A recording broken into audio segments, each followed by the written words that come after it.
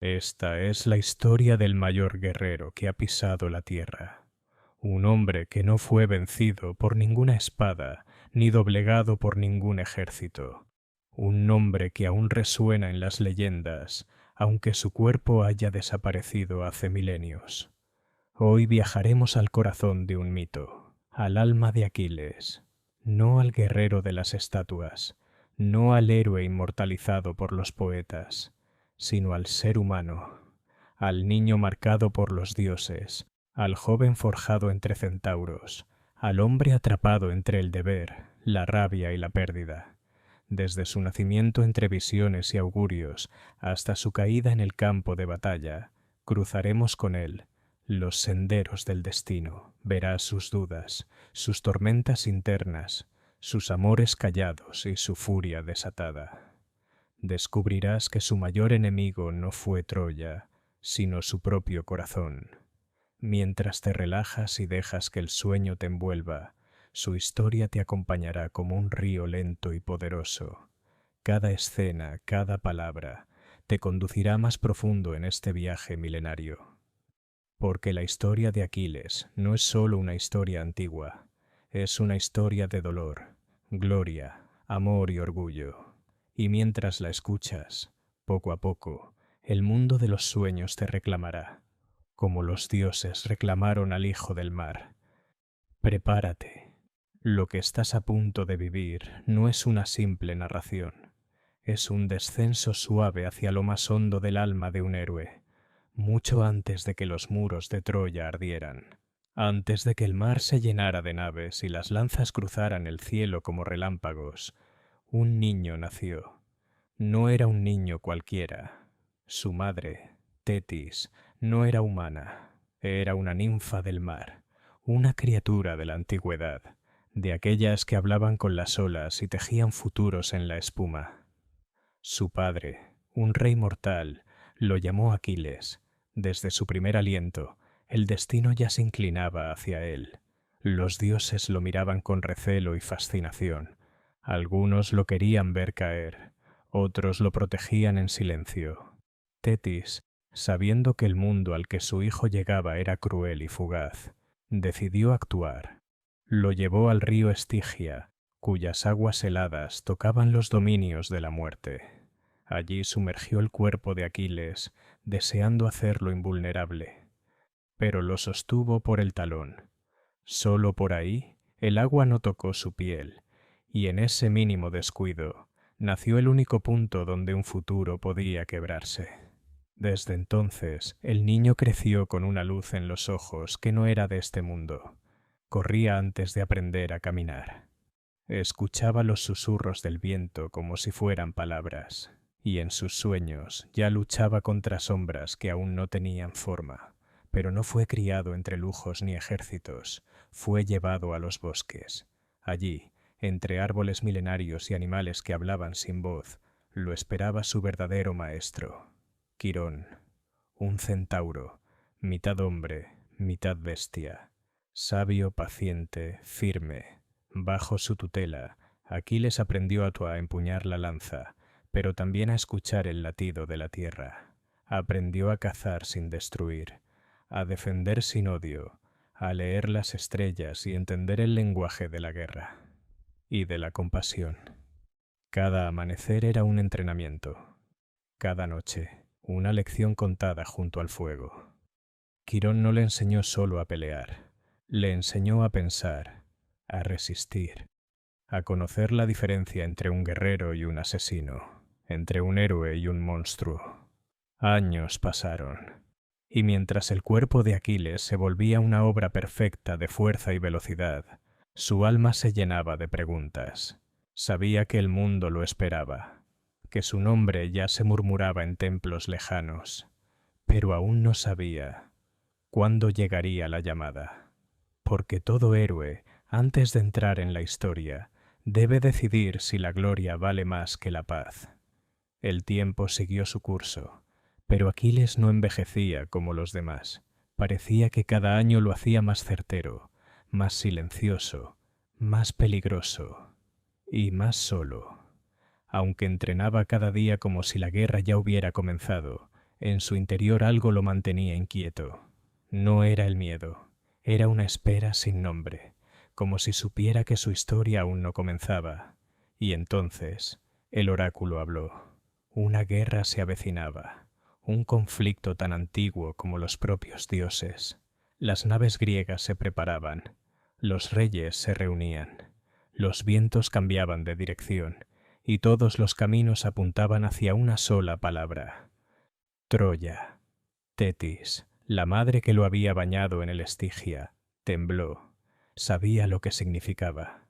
Aquiles estaba destinado a ser el mayor guerrero de su era, pero también estaba destinado a no regresar. Así que ideó un último plan, un último intento por alejar a su hijo del filo del destino. Lo ocultó, lo disfrazó. En la corte del rey Licomedes, entre doncellas y canciones suaves, el más grande guerrero fingió ser lo que no era, una doncella más. Durante semanas, Aquiles vivió bajo un nombre falso, cubierto por túnicas y silencios. Y aunque su cuerpo era fuerte y su espíritu indomable, se obligó a moverse con la delicadeza de quienes no están hechos para el combate. Pero no pudo evitarlo. Su fuego interior no se apagaba. Y en cada gesto, en cada mirada, su verdadera naturaleza buscaba salir. Allí, entre risas y tejidos, aprendió algo que ni Quirón ni el Estigia pudieron enseñarle: la paciencia, el valor de observar, de escuchar, de comprender los miedos ajenos, y por primera vez se vio a sí mismo reflejado en otros, no como un héroe, sino como un ser humano. Pero la guerra no espera, y un día la verdad lo alcanzó.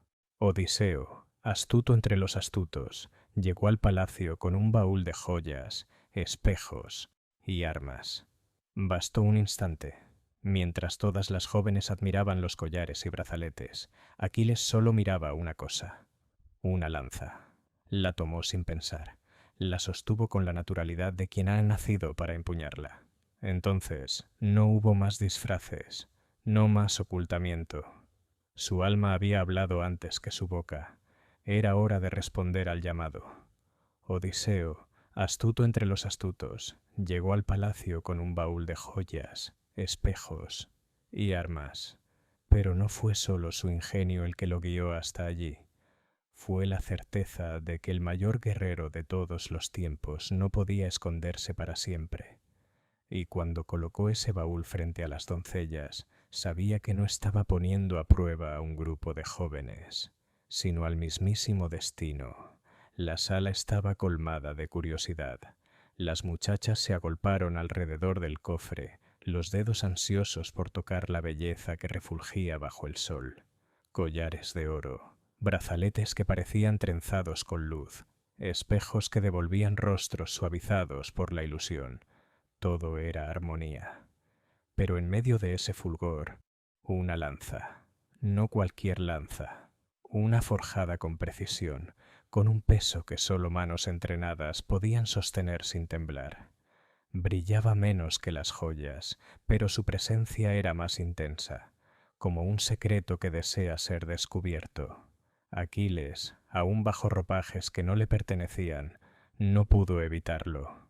Algo en su interior despertó, un impulso primitivo, una llamada ancestral que venía desde la sangre y desde los huesos. Sus ojos no vieron adornos, vieron propósito, vieron batalla, vieron verdad. Y entonces su mano se adelantó, tocó la lanza como quien encuentra una parte perdida de sí mismo. No fue decisión, fue instinto, fue destino. Las otras doncellas retrocedieron, no por miedo, sino por la certeza de que algo había cambiado en el aire, que aquella figura vestida con telas suaves no era una de ellas, que bajo esa piel se escondía una tormenta. Odiseo no sonrió, no hizo gestos grandilocuentes, solo asintió, porque sabía que ese momento no era una victoria para él, sino para la historia. Aquiles bajó la mirada. No por vergüenza, sino por respeto a lo que estaba dejando atrás, a esos días de falsa calma, a ese intento fallido de escapar de su destino. Cuando levantó la cabeza, Ya no era la doncella, era el guerrero, el elegido, el inevitable. La decisión estaba tomada. Y así, como una ola que ha sido contenida demasiado tiempo, Aquiles rompió su disfraz. Su voz habló con firmeza. Su cuerpo, que siempre se movió con fuerza contenida, ahora lo hacía con la certeza del que ha encontrado su camino. El viento cambió. Las naves se alinearon como sombras sobre el agua. El mar, inmenso y ancestral, se abrió para los hombres que partían a la guerra. Y entre ellos, Aquiles, el niño que fue leyenda antes de entrar en combate, el joven que arrastraba consigo un destino que ni los dioses podían ignorar. El viaje hacia Troya no fue breve ni sencillo, fue un tránsito de pensamientos, de visiones, de presagios que se colaban entre las olas. Cada noche en alta mar era un espejo para su alma. Recordaba las palabras de Quirón, las advertencias de su madre, el olor de los bosques que ya no volvería a pisar. Pero además de recuerdos, el mar traía revelaciones. En el vaivén de las olas, Aquiles sentía cómo el mundo cambiaba a su alrededor. El sonido del viento traía susurros de futuros posibles. En la espuma de cada ola, le parecía ver reflejadas imágenes de lo que aún no había vivido. Ciudades ardiendo, ojos llorando, victorias bañadas en sombra. No hablaba mucho. No lo necesitaba. Su sola presencia bastaba para que los más veteranos callaran y los más jóvenes lo miraran como a un cometa cruzando el cielo. Pero dentro de él, cada silencio era un torbellino, porque sabía que ese viaje no era solo físico, era una travesía hacia la parte más honda de sí mismo. Al llegar a las costas troyanas, el aire era distinto, más denso, más pesado, como si la tierra misma supiera que algo irreversible estaba por comenzar. El cielo tenía un color más espeso y los pájaros volaban más alto, como si también quisieran mantenerse lejos del destino que se fraguaba en la arena. Aquiles no esperó, no pidió permiso. En cuanto la guerra mostró su rostro, él respondió. Su primer combate fue más que una batalla, fue una revelación. Los escudos volaron, las lanzas temblaron, y donde él pasaba, el enemigo se abría como si la muerte caminara sobre dos pies. Pero no era solo fuerza lo que mostraba, era ritmo, era arte. Cada golpe suyo parecía parte de una danza olvidada, una coreografía escrita en otra vida. Los soldados lo miraban como se mira a un dios disfrazado de hombre. Los gritos de los enemigos no eran de simple miedo, eran el sonido de una certeza. Estaban ante algo que no pertenecía del todo al mundo de los hombres. Era como si la guerra misma, al verlo llegar, se replegara para dejarle espacio. El campo quedó en silencio cuando él se detuvo. Un silencio espeso, que parecía absorber incluso el sonido del mar cercano. Y en ese silencio nació el miedo, no para él, sino para quienes entendieron que la guerra ya no era entre ejércitos, era entre uno y todos los demás. Las noches siguientes fueron distintas. En las tiendas los soldados hablaban en voz baja. Algunos lo admiraban, otros lo temían. Pero todos sabían una cosa. Con Aquiles en el frente, la guerra ya no seguía las reglas humanas. Y esa certeza se extendía como una niebla. Las antorchas ardían con menos fuerza. Las risas eran más escasas. Incluso los generales comenzaban a preguntarse si la estrategia importaba, si los mapas y los planes podían competir contra algo que parecía salido de los antiguos cantos. Sin embargo, incluso el más invencible lleva dentro algo que no puede controlar: el orgullo. Y fue ese mismo orgullo el que poco a poco comenzó a crecer, como una sombra larga al final de la tarde. Silenciosa al principio, apenas perceptible, pero constante, imparable. Las jornadas en el campamento eran largas, marcadas por el sol ardiente, el olor a hierro y el murmullo constante del miedo, y sin embargo, desde su llegada algo había cambiado. Donde Aquiles caminaba, los hombres se apartaban con respeto. Donde entrenaba, se detenían a observar. Era veloz como un rayo y certero como el destino. Cada ejercicio suyo parecía una promesa de victoria. Su fama crecía, no solo por lo que hacía, sino por lo que representaba.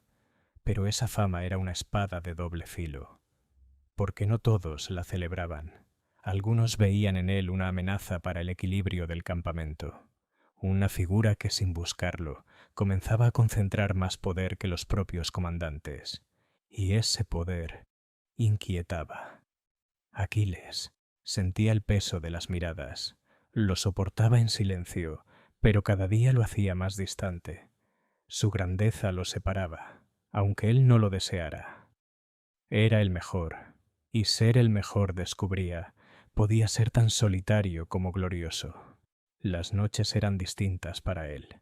Mientras el resto bebía y cantaba para olvidar el miedo, Aquiles salía del campamento y se sentaba frente al mar. Observaba el horizonte, pensaba en Quirón, en Tetis, en todo lo que había dejado atrás, y se preguntaba si todo eso valía la pena. Pero la guerra no da tiempo a las dudas. Los días pasaban y el conflicto se intensificaba, y con cada victoria su nombre se elevaba aún más. Ya no era solo un guerrero, era una leyenda viva, uno que no conocía la derrota, uno que, sin quererlo, empezaba a creerse invencible. Y entonces ocurrió lo inevitable. La gloria, cuando crece demasiado, comienza a eclipsar todo lo demás. Se vuelve tan intensa que hasta los corazones más templados sienten su quemadura. Agamenón, comandante de los griegos, no tardó en verlo. Veía cómo los hombres hablaban más de Aquiles que de él, cómo lo seguían con los ojos, cómo su presencia empezaba a pesar más que cualquier orden. Y en su corazón nació la envidia, sutil al principio, como una grieta imperceptible. Pero las grietas, cuando no se atienden, se convierten en fracturas. Entre los líderes del campamento, la tensión empezó a tejerse como una telaraña, disimulada, pero constante. Nadie lo decía en voz alta, pero todos lo sabían. Aquiles era el mejor guerrero, pero no el más obediente. Él no buscaba gloria por ambición, la gloria lo perseguía, y esa era su bendición y su condena. Poco a poco, en los banquetes, en los consejos de guerra, en las decisiones importantes, el nombre de Aquiles comenzó a causar incomodidad. Su grandeza era demasiado brillante, y la sombra que proyectaba empezaba a oscurecer a todos los demás. Pero él no lo notaba. O tal vez sí, tal vez en el fondo lo sentía, y no le importaba, porque cada día que pasaba, Aquiles se alejaba más del joven que había sido en los bosques, y se acercaba más a la figura trágica que el destino le tenía reservada. La tensión crecía como una cuerda tensa a punto de romperse, y un día se rompió. La chispa fue un nombre: Briseida, una mujer capturada en la guerra, destinada a ser botín, como tantas otras. Pero para Aquiles, ella no era un premio, era un vínculo, una tregua silenciosa en medio del caos. La única figura que no lo miraba con miedo ni reverencia, sino con verdad. Agamenón la reclamó como suya, por poder, por orgullo, por demostrar que ningún guerrero, por grande que fuera, estaba por encima del comandante. Y Aquiles calló por unos segundos. Después su voz resonó como un trueno seco. No alzó la espada, no empuñó la lanza, no derramó sangre. Solo se giró, se apartó del consejo de guerra y abandonó el campo. Fue entonces cuando el silencio cayó sobre el campamento griego. Las tropas griegas observaban en silencio el desvanecerse de Aquiles entre columnas de soldados y sombras del atardecer. Su retirada no fue abrupta, sino una marcha digna, medida, mientras el campamento entero sostenía la respiración. Hubo quienes sintieron que, con cada paso suyo, el suelo perdía firmeza, como si la tierra temblara bajo el peso de su ausencia.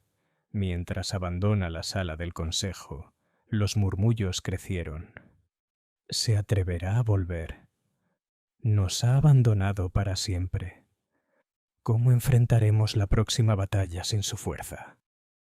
Cada pregunta se colgaba en el aire, reflejo de una grieta que se abría en el corazón del ejército griego. Aquel mismo anochecer, el campamento gris se tornó aún más sombrío. Las hogueras lanzaban brasas al cielo en lugar de lucecitas reconfortantes. El murmullo de los hombres era un coro seco de incertidumbre. Las camas improvisadas dejaron de ser refugios por una noche, y los susurros de temor sustituyeron las risas y los cánticos festivos. Aquiles, en su tienda, no buscaba consuelo. Caminaba de un lado a otro, tocando el metal de su lanza, sintiendo cómo el frío se filtraba por su armadura. No había ira en su mirada, solo la profunda herida del orgullo herido. Briseida no solo era su guerra arrebatada, sino su humanidad arrancada en medio de los credos divinos y tierras salvajes. Por primera vez, la guerra mostró su rostro más crudo, aquel que no se cubre con escudos ni coronas, sino que se desliza desde el silencio, se enraiza en el alma y se instala sin permiso. A la mañana siguiente, la ausencia de Aquiles se hizo palpable en cada rincón, en la guardia lenta que patrullaba el perímetro, en los caballos que comían despacio, en los panaderos que dejaron de hornear con alegría. No era solo el campeón quien faltaba, era la promesa de victoria, el ritmo del campamento, la llama que mantenía encendido el espíritu. En las conversaciones clandestinas emergió una palabra prohibida: rebelión, no contra Agamenón, sino contra el silencio de aquel que se había ido. Quienes habían creído en él comenzaron a preguntarse si esa ausencia era un mensaje intencionado o un grito ahogado de desesperación. Patroclo, sentado sobre un tronco, comprendió que algo debía cambiar. No hablaba de gloria, de lanzas, ni de muerte. Hablaba de aquello que unía a los hombres más allá del valor, la lealtad, y entendió que sólo él podía tocar de nuevo el corazón del guerrero dormido. Las tropas griegas observaban en silencio el desvanecerse de Aquiles entre columnas de soldados y sombras del atardecer. Su retirada no fue abrupta, sino una marcha digna, medida, mientras el campamento entero sostenía la respiración. Hubo quienes sintieron que con cada paso suyo el suelo perdía firmeza, como si la tierra temblara bajo el peso de su ausencia. Mientras abandona la sala del consejo, los murmullos crecieron. ¿Se atreverá a volver? ¿Nos ha abandonado para siempre? ¿Cómo enfrentaremos la próxima batalla sin su fuerza? Cada pregunta se colgaba en el aire, reflejo de una grieta que se abría en el corazón del ejército griego. Aquel mismo anochecer, el campamento gris se tornó aún más sombrío. Las hogueras lanzaban brasas al cielo en lugar de lucecitas reconfortantes. El murmullo de los hombres era un coro seco de incertidumbre. Las camas improvisadas dejaron de ser refugios por una noche, y los susurros de temor sustituyeron las risas y los cánticos festivos. Aquiles en su tienda no buscaba consuelo. Caminaba de un lado a otro, tocando el metal de su lanza, sintiendo cómo el frío se filtraba por su armadura. No había ira en su mirada, solo la profunda herida del orgullo herido. Briseida no solo era su guerra arrebatada, sino su humanidad arrancada en medio de los credos divinos y tierras salvajes. Por primera vez, la guerra mostró su rostro más crudo, aquel que no se cubre con escudos ni coronas, sino que se desliza desde el silencio, se enraiza en el alma y se instala sin permiso. A la mañana siguiente, la ausencia de Aquiles se hizo palpable en cada rincón, en la guardia lenta que patrullaba el perímetro, en los caballos que comían despacio, en los panaderos que dejaron de hornear con alegría. No era solo el campeón quien faltaba, era la promesa de victoria, el ritmo del campamento, la llama que mantenía encendido el espíritu. En las conversaciones clandestinas emergió una palabra prohibida: rebelión, no contra Agamenón, sino contra el silencio de aquel que se había ido. Quienes habían creído en él comenzaron a preguntarse si esa ausencia era un mensaje intencionado o un grito ahogado de desesperación. Patroclo, sentado sobre un tronco, comprendió que algo debía cambiar. No hablaba de gloria, de lanzas ni de muerte. Hablaba de aquello que unía a los hombres más allá del valor, la lealtad, y entendió que sólo él podía tocar de nuevo el corazón del guerrero dormido. Patroclo, observando el dolor de su amigo y la descomposición del ejército, sintió una urgencia que no nacía del deber, sino del afecto más profundo. No podía permanecer quieto, no cuando veía a los hombres derrumbarse uno a uno, no cuando Aquiles, el más grande entre ellos, se consumía en silencio. Así que se acercó a la tienda del héroe, sin armas, sin escudos, solo con su voz. Dentro, la penumbra era espesa, las antorchas estaban apagadas, solo la luz azulada del amanecer perfilaba la silueta de Aquiles, sentado, inmóvil, con la mirada clavada en un punto invisible del horizonte. «Déjame hablarte», dijo Patroclo, «no como guerrero, no como aliado, sino como el niño que un día se lanzó contigo al río sin miedo, como el joven que aprendió a leer las estrellas contigo bajo el cielo de Quirón». Aquiles no respondió, pero tampoco lo echó, y ese silencio era, en sí mismo, una puerta abierta. Patroclo habló de la guerra, de los hombres que caían sin sentido, de los gritos que llenaban las noches. Pero también habló de esperanza, de lo que aún podía hacerse, de la fuerza que aún brillaba en el nombre de Aquiles, incluso cuando él mismo no la pronunciaba. Si no por los reyes, si no por Agamenón, hazlo por ellos, por los que aún creen, por los que aún viven, o si no, deja que yo lo haga en tu nombre. La petición quedó suspendida. Era absurda y valiente a la vez. Ponerse la armadura del más grande, salir al campo y fingir ser él. No para engañar, sino para devolver una chispa de valor a quienes lo habían perdido todo. Aquiles lo miró, y en esa mirada había tormenta, pero también resignación. Sabía que no podía detenerlo, que Patroclo ya había elegido. Y entonces, con manos firmes y corazón herido, le entregó su armadura, no como un disfraz, como un símbolo. Patroclo salió. El campamento lo vio brillar bajo el sol, creyendo que Aquiles había regresado. Los hombres alzaron los escudos, renovaron sus gritos, incluso los enemigos vacilaron, porque el solo reflejo de ese nombre era suficiente para cambiar el curso de un día. Pero la ilusión tiene un precio, y la verdad no tarda en cobrarse lo suyo.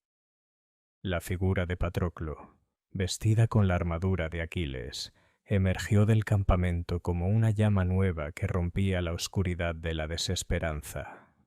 Los primeros en verlo pensaron que era un milagro.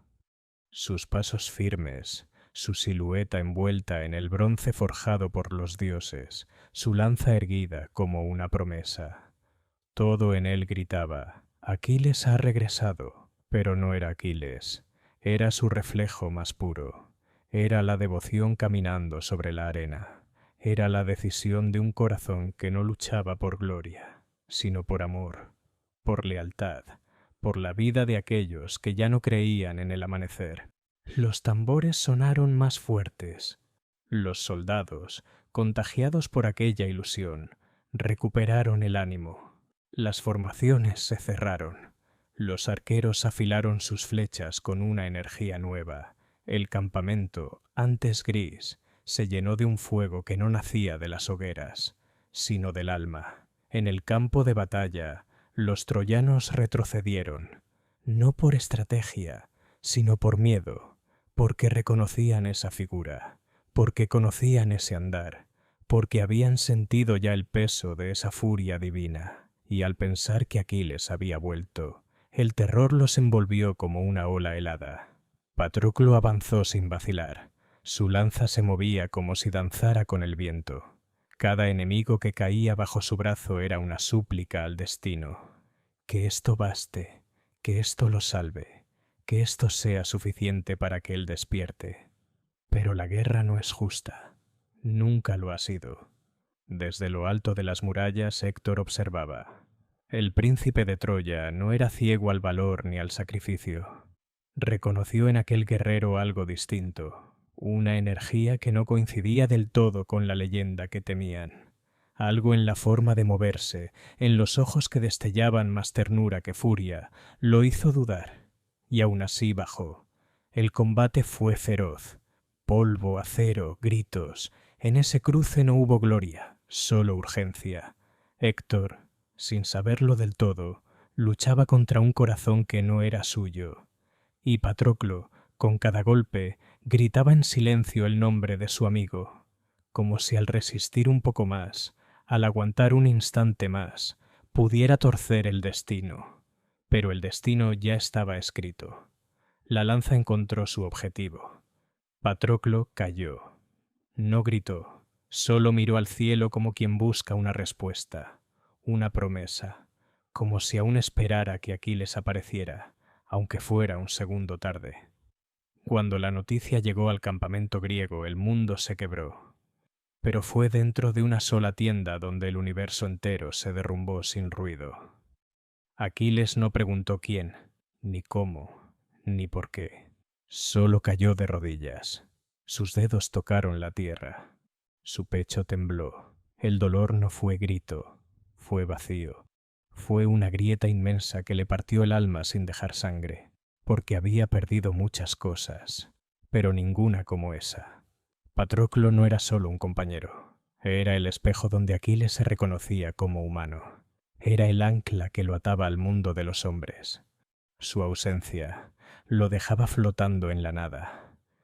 Y en esa nada, algo comenzó a despertar. Durante horas Aquiles no habló, no se movió. La tienda, antes refugio de pensamientos, se transformó en tumba de silencios. La armadura yacía sobre el suelo, aún con las marcas del cuerpo de Patroclo. Cada raspón, cada abolladura era una historia que no volvería a contarse.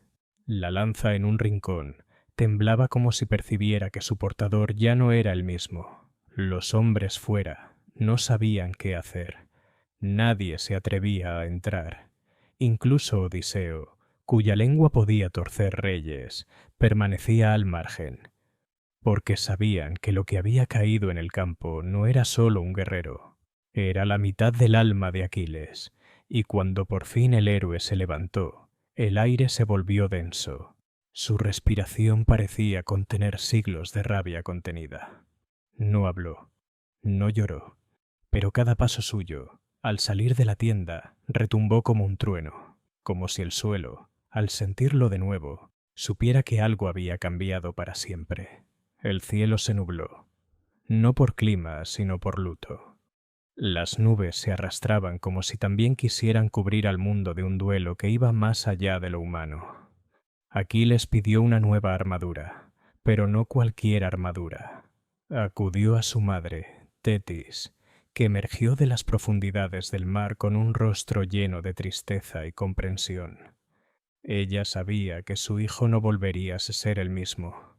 Lo abrazó, le habló sin palabras, y luego descendió hasta las forjas de Hefesto. El dios del fuego, al escuchar la petición, no dudó.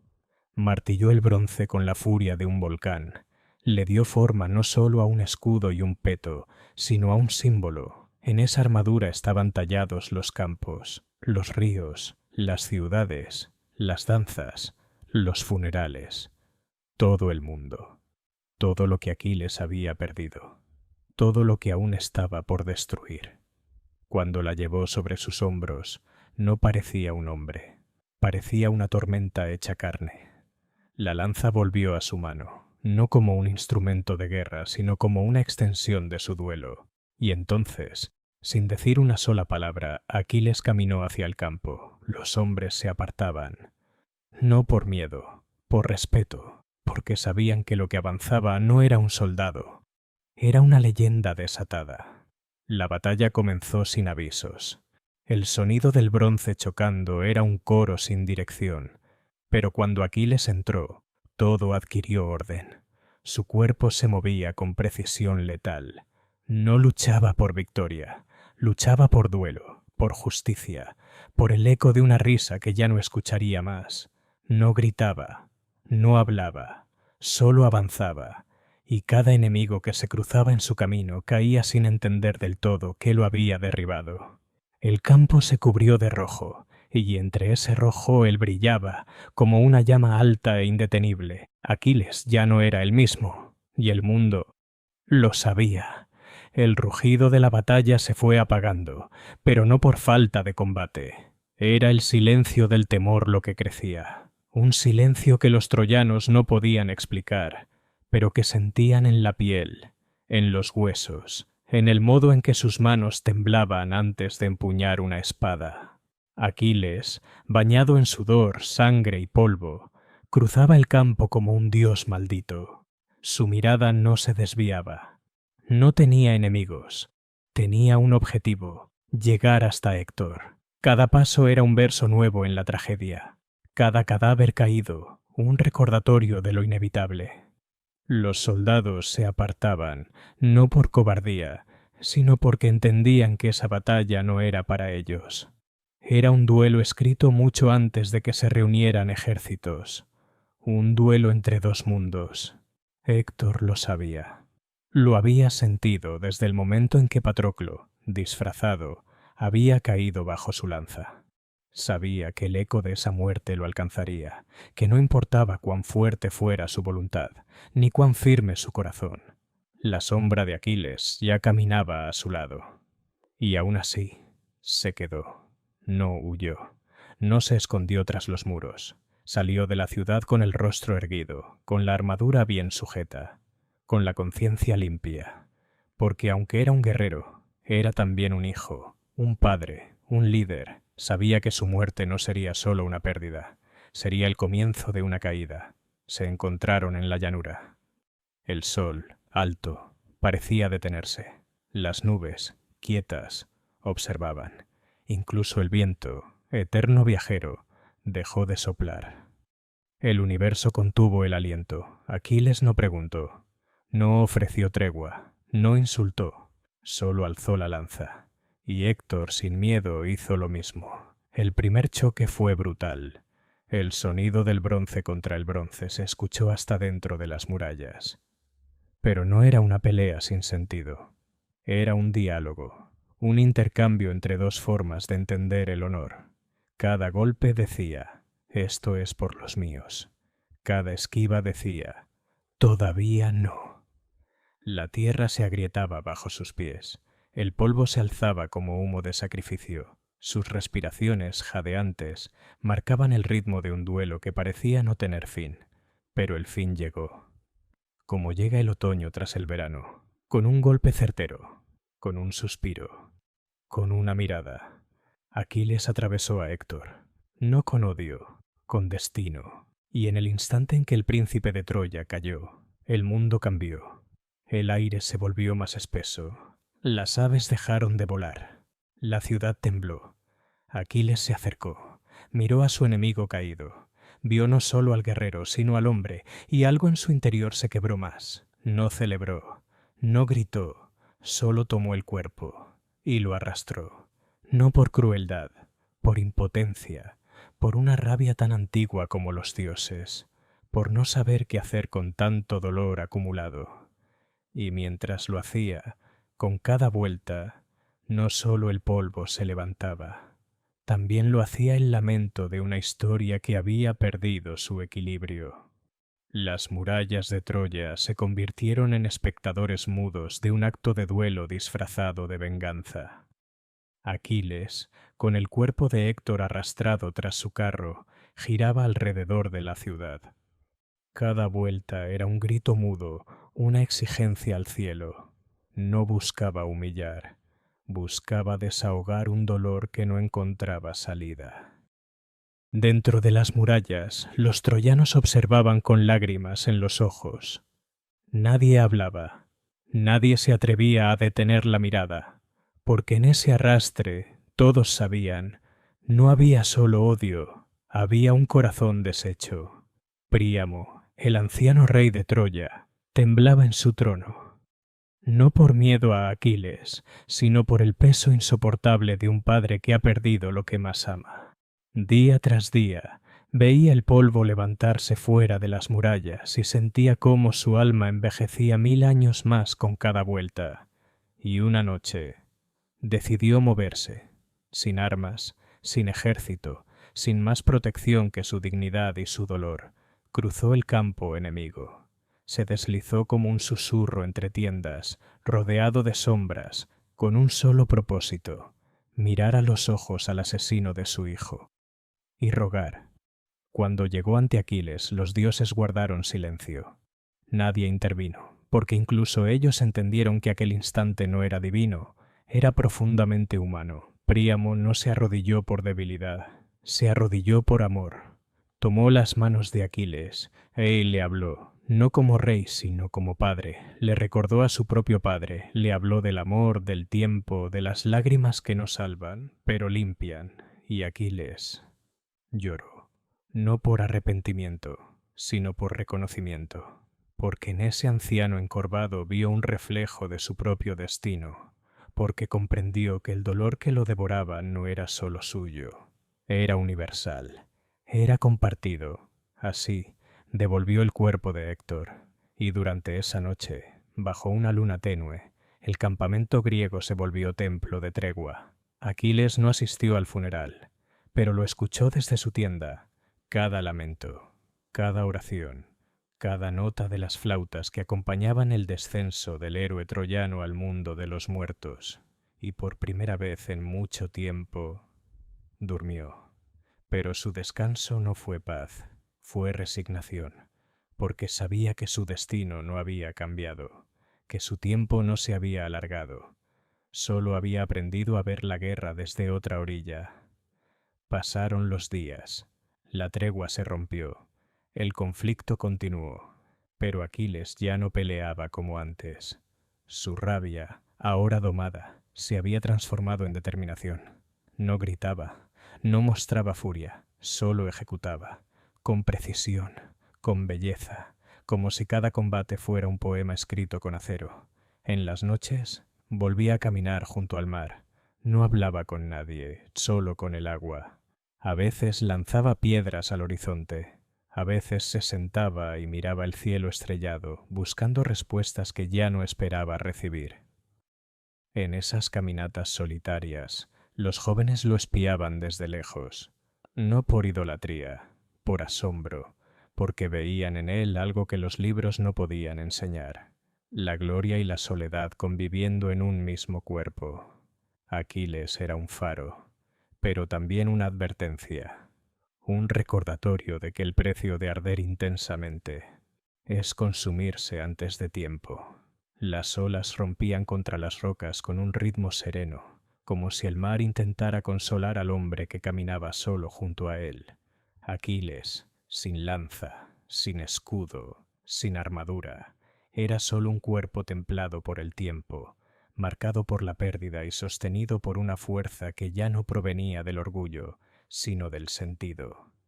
Muchos lo observaban desde lejos, pero ninguno se acercaba.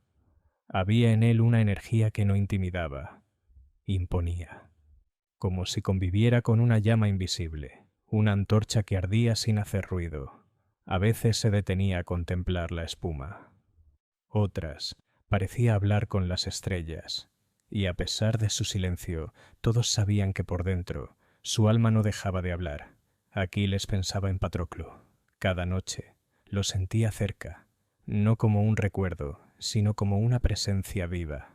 Escuchaba su risa, su voz, sus consejos, y a veces, cuando cerraba los ojos, lo veía correr junto a él, como en los días antiguos, entre los árboles de la infancia. También pensaba en su madre, en Tetis, la ninfa que lo había amado con el miedo de quien sabe que ha traído al mundo un relámpago destinado a apagarse pronto, en sus palabras suaves, en sus advertencias que no logró comprender a tiempo, en su abrazo, que era como el agua, envolvente, inevitable, pero imposible de retener, y pensaba en su padre, a quien apenas conoció, pero cuya sombra sentía en cada decisión difícil.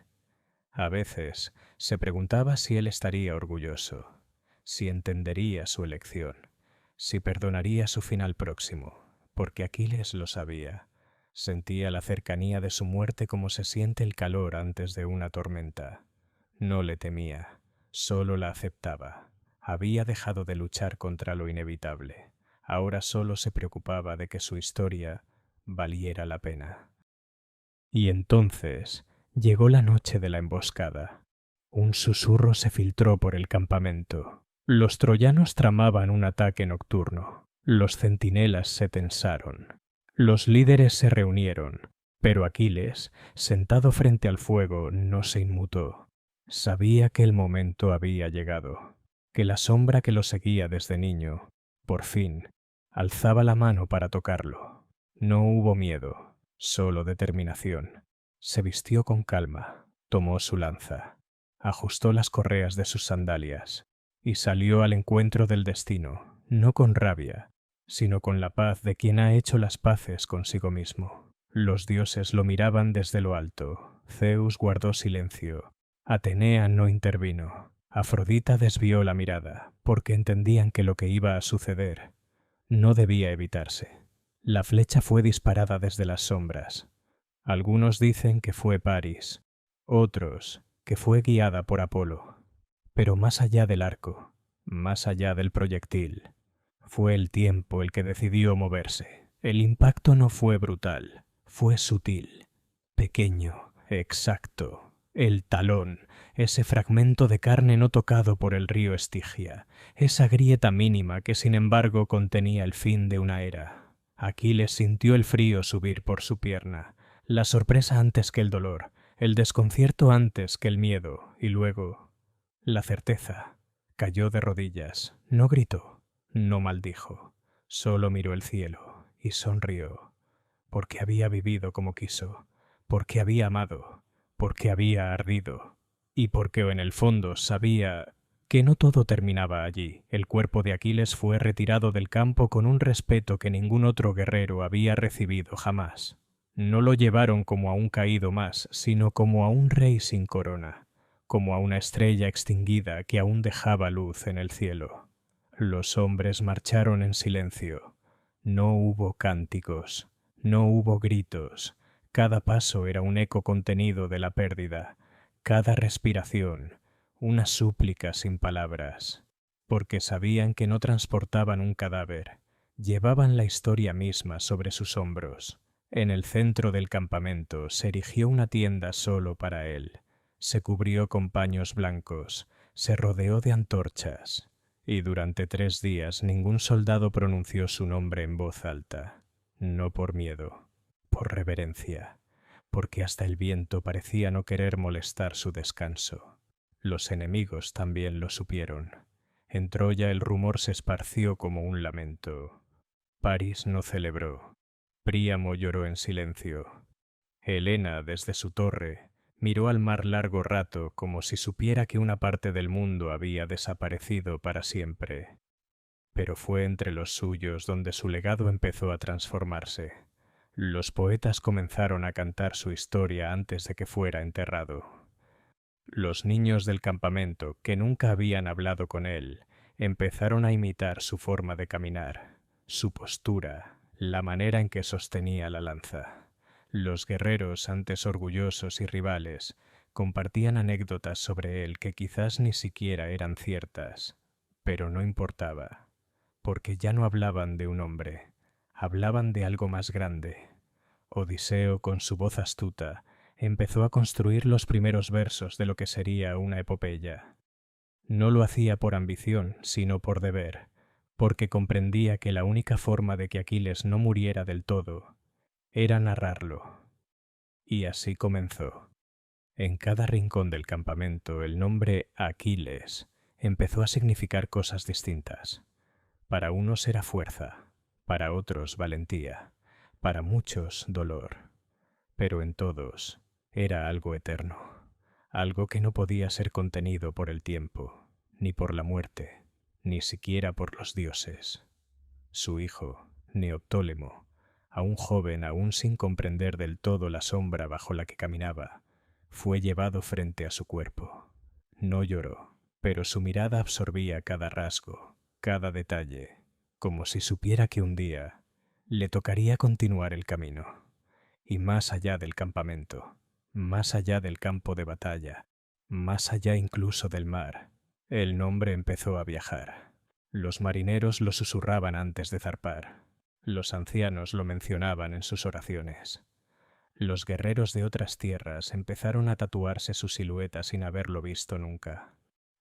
Porque el mito ya no necesitaba carne, bastaba la idea, y en esa idea Aquiles vivía.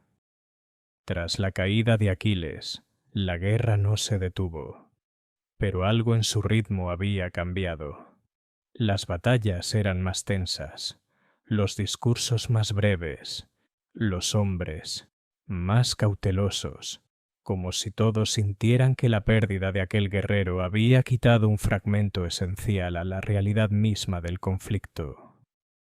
Pero mientras las lanzas seguían chocando y los escudos se quebraban, la figura de Aquiles crecía más allá del alcance del bronce y el acero. En los sueños de los soldados, su imagen se aparecía, no como un fantasma, sino como una guía. A veces les hablaba, otras solo miraba, pero todos despertaban con el mismo sentimiento. No estaban solos. En los templos griegos, sin que nadie lo ordenara, comenzaron a levantarse pequeñas estatuas con su forma. No en oro, no en mármol, en madera, en barro, en piedra tosca, porque no era el lujo lo que lo representaba, era la fuerza contenida en lo sencillo, era la historia que ya no necesitaba adornos.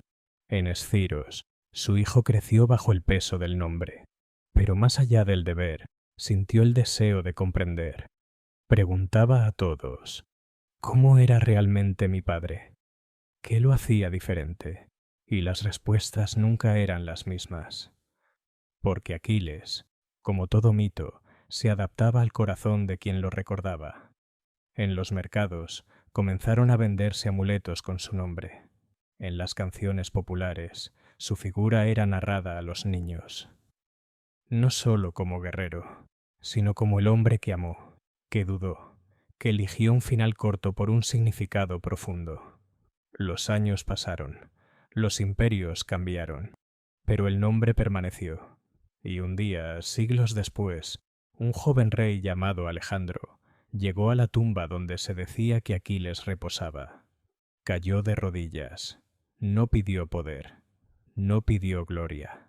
Solo murmuró: «Enséñame a arder como tú». Mucho después de que su cuerpo se fundiera con la tierra, la historia de Aquiles siguió creciendo. Pero como ocurre con todo lo grande, comenzaron a surgir versiones, detalles olvidados y secretos que solo el tiempo revela. Pocos recuerdan, por ejemplo, que en la Ilíada original de Homero, Aquiles nunca es descrito como vulnerable en el talón. Esa imagen, la del punto débil, apareció siglos más tarde, como si los hombres necesitaran recordarse que incluso lo más perfecto tiene una grieta, que la grandeza sin fragilidad no es humana. Otros relatos aseguran que Tetis, su madre, no solo lo sumergió en el Estigia. Cada noche lo cubría con ambrosía y lo acercaba al fuego divino, tratando de purgar su parte mortal. Fue interrumpida por su esposo, horrorizado, y por eso el proceso quedó incompleto. Quizás por eso Aquiles nunca perteneció del todo ni al mundo de los hombres, ni al de los dioses. Y hay más. Se dice que en la isla de Leuce, en el Mar Negro, se erigió un santuario en su honor. Allí, algunos marineros aseguraban haberlo visto, alto, silencioso, sosteniendo su lanza envuelta en niebla, observando, no como guerrero, como guardián. Incluso en Roma, siglos después, su nombre era susurrado por legionarios antes de entrar en combate. No por invocación, por inspiración, porque Aquiles no era un dios, pero sí el recordatorio de lo que un humano puede llegar a ser. En la psicología moderna, Carl Jung hablaría de él sin nombrarlo, el arquetipo del héroe herido, aquel que brilla, pero lleva una herida que nunca cicatriza. Aquiles encarna esa dualidad, fuerza y dolor, gloria y pérdida, amor y soledad. Por eso sigue vigente, porque en el fondo todos llevamos un talón. Después de la caída, después del funeral, después de que las cenizas se mezclaran con el viento, hubo algo que no terminó. Porque cuando un hombre como Aquiles muere, la muerte no basta, ni para los dioses, ni para los hombres, ni para el propio tiempo. En lo alto del Olimpo, los tronos celestiales se sacudieron. Zeus convocó a los inmortales. Su voz retumbó como el trueno que antecede a las grandes decisiones. No era un juicio de castigo, era un juicio de destino. ¿Qué hacer con quien ha cruzado todos los límites humanos sin dejar de ser humano? Preguntó. Atenea habló primero. Habló de su inteligencia en combate, de su astucia silenciosa, de su temple. Dijo que lo admiraba, aunque no siempre lo comprendía. Ares rugió su nombre, no como elogio, como advertencia, porque Aquiles había llevado la guerra más allá de lo deseable. Había probado que incluso el caos puede tener propósito. Afrodita, aún herida por la guerra que nació de su capricho, no quiso opinar, pero en su mirada había respeto, porque Aquiles había amado y había sufrido, y en el sufrimiento se había hecho eterno. Apolo guardó silencio. Fue él quien guió la flecha, pero sabía que no fue él quien la disparó. Fue el equilibrio, fue la necesidad.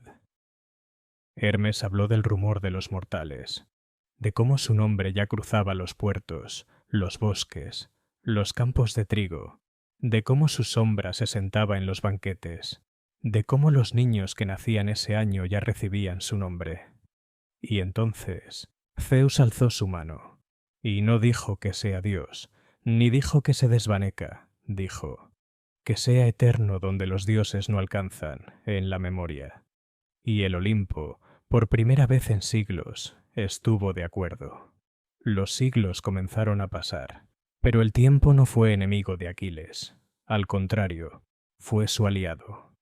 Porque mientras los imperios se alzaban y caían, mientras los templos se convertían en ruinas, mientras los nombres de reyes y generales eran tragados por el polvo, el suyo seguía en pie.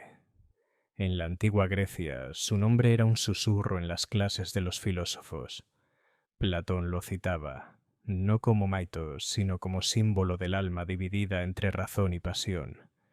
Aristóteles lo analizaba como ejemplo del equilibrio entre virtud y exceso. No era solo historia, era enseñanza.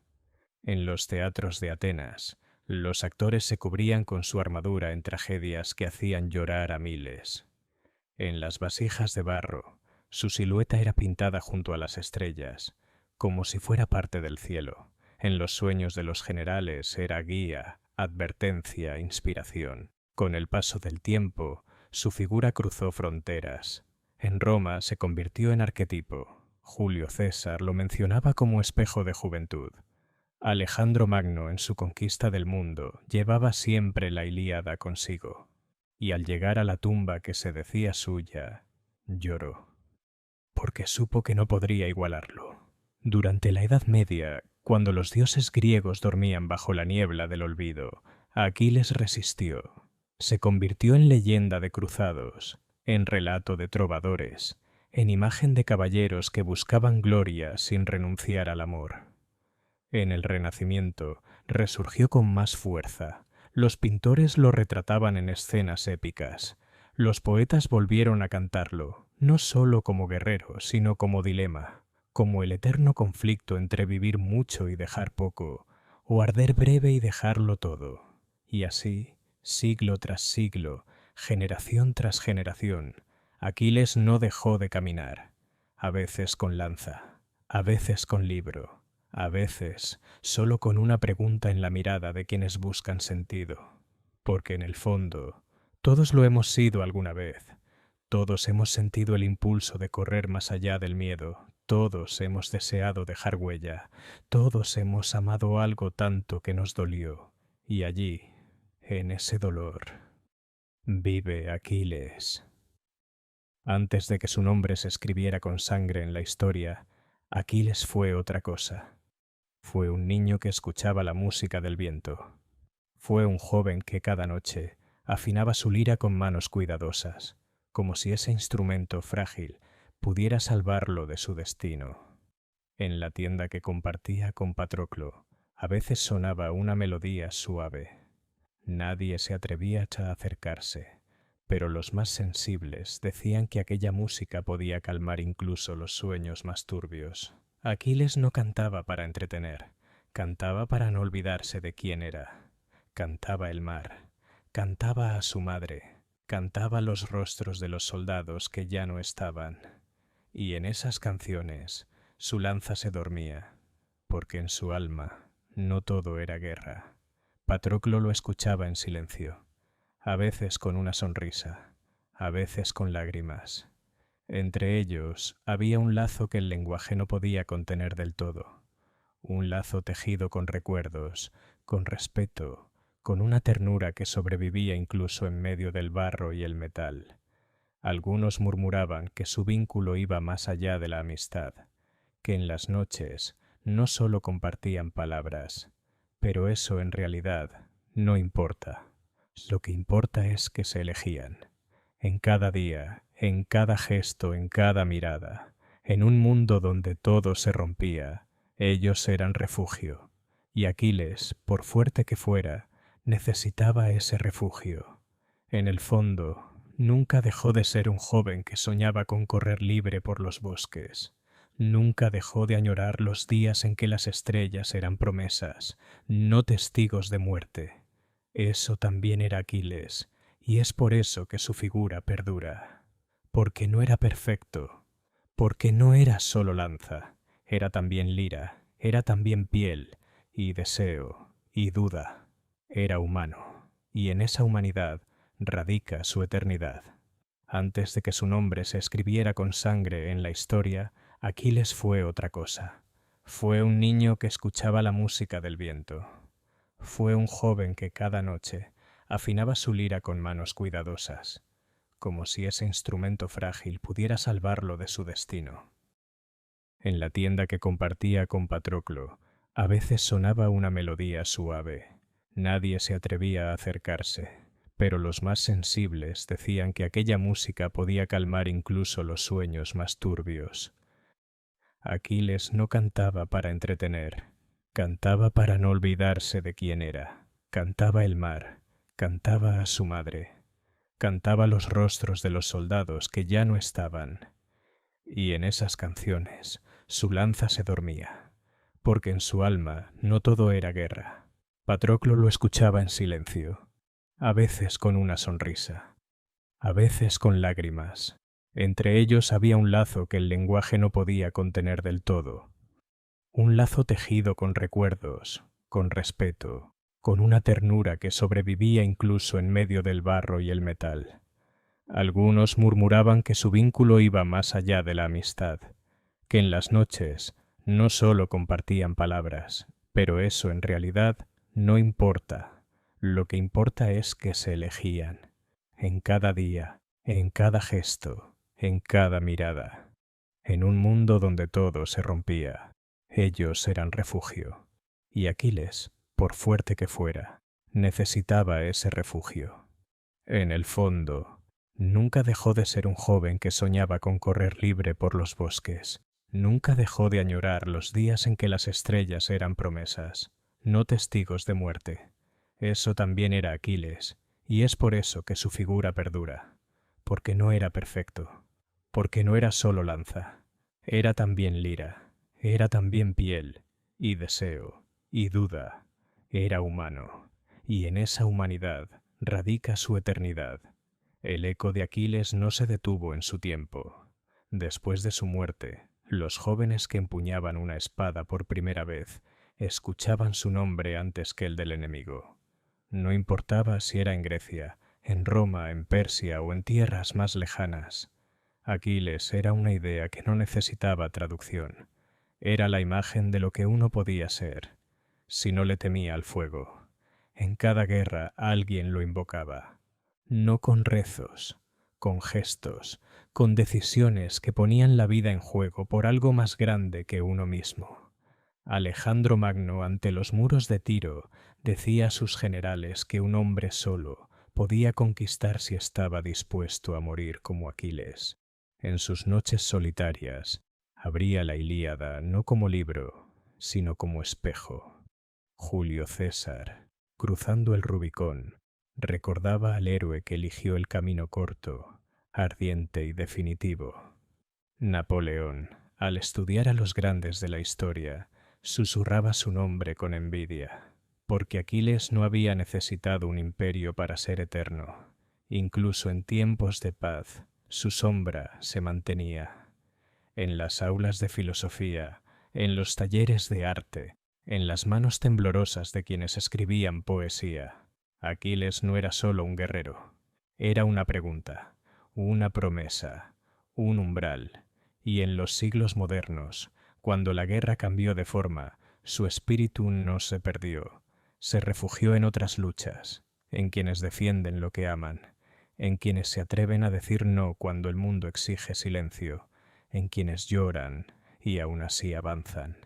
Aquiles dejó una forma de ser, no una fórmula, y por eso aún vive, no en los campos de batalla, sino en el momento exacto en que alguien se enfrenta a lo imposible y no retrocede.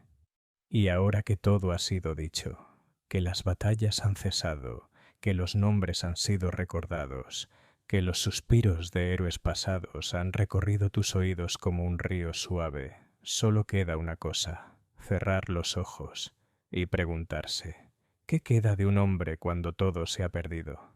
No su lanza, no su escudo, no su fama, solo su elección, aquella decisión que hace temblar al tiempo, vivir intensamente, aunque duela, amar profundamente, aunque se pierda, seguir adelante, aunque el destino esté sellado.